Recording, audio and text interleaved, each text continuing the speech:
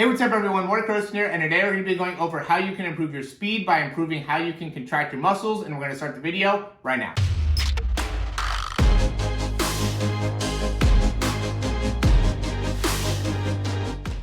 Okay, so if you follow this channel, you saw that I did a video last week that went deep into the ability of Noah Lyles to be able to flex his knee and how that ended up improving his speed in comparison to my knee flexion. So I wanted to go deeper into what are some of the differences between what he's doing in comparison to what I'm doing and how that can actually improve your speed. I have worked on this. This is still from probably like 10 days ago or so. And in this time period, I've worked on being able to specifically improve my knee flexion. I've already seen improvements within my own speed. I've also seen improvements within some of my clients that have been able to do the same thing. So I want to be able to help you guys out as well. So a big thing that ends up happening here, if we look at the time, right, he pushes off the ground at 7.2-ish. Let me actually go back because I think I saw a better one here. So yeah, he pushes off the ground here at 2.8, and then he brings that leg up to 4.2. So in 0.14 seconds, you can see where he is able to get to, and then you can see the same thing for me here. So this is 0.89, or let me go back one here. I think I need to do the same thing. Yeah, so 4.6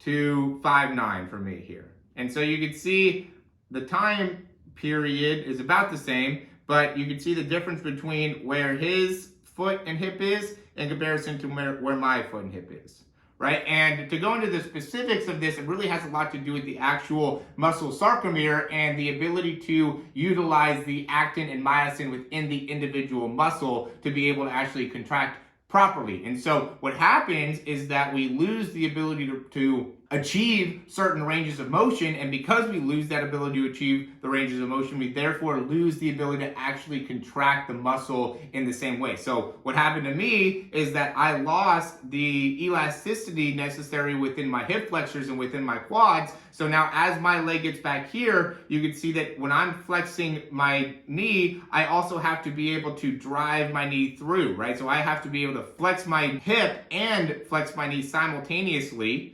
Okay, where you can see Noah Lyles is able to maintain greater amounts of hip extension and flex the knee at a very high rate, right? So within that time period, he's able to generate a lot more force within the hamstring, which allows him to be able to stay up better from a posture perspective. So now he can improve his cycle and be able to pick up more distance per step. Where now for me, because I'm landing like this, now I land with my body a little bit lower to the ground, right? These are small differences, small changes, but it has a big difference on how much force I'm able to create when sprinting. So when you're able to maintain a more upright position and able to achieve higher ranges of motion as you're sprinting, the balance that happens within sprinting is how much range of motion you're able to get, partnered up with how much force are you able to generate within that period of time. So if you have too long of a stride, right, you're reaching out too far in front of you and you lose the ability to generate force, that's going to make you slower. But then if you're too quick with your stride and you're not able to really maximize your range of motion, that's also going to make it so you're not able to run as fast. So you want to be able to have both of those in order to really be able to achieve top speed. And so you can see what happens here again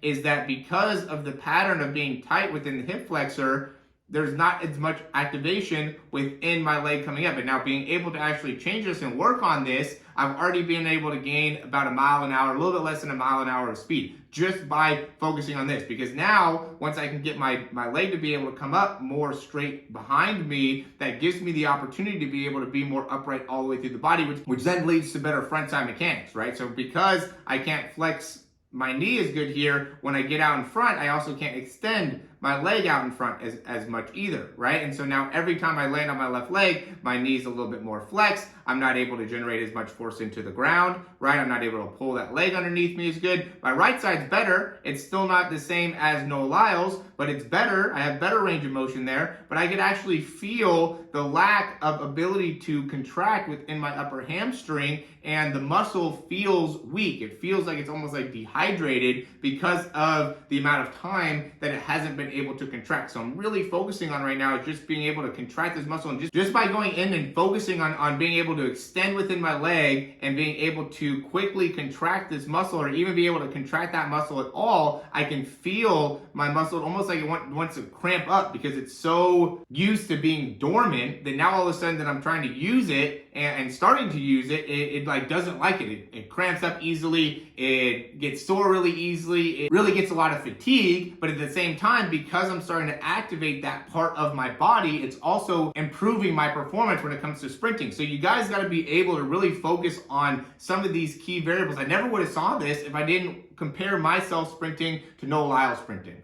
Right? And so there's a lot of people I know that are watching these videos that aren't watching themselves sprint and are therefore not getting the most out of the information that I'm creating for you on YouTube. Which, by the way, if you like this information, click a thumbs up down below, subscribe to the channel if you haven't already, and if you have any questions, comments, or recommendations, you can leave those down below. The big thing that I have to say to you guys, though, is that you want to be able to get some coaching here, right? You want to be able to see where in the start can I improve, where within my drive days can I improve, where within the top end speed can I improve, and there's some other programs that are out there that are maybe cheaper than what I'm offering, but they don't offer the same type of service. I'm going to be there to help you understand how much faster you can get and really show you exactly what are the things that need to be addressed within your sprinting mechanics. We all know that technique is critical to be able to perform at the highest level. So if you are lacking technique and you don't know how to actually change it or have been working on changing it for a long time and haven't been able to get the results, I highly recommend you investing into the program. It's going to make such a huge difference in your ability to perform once you're able to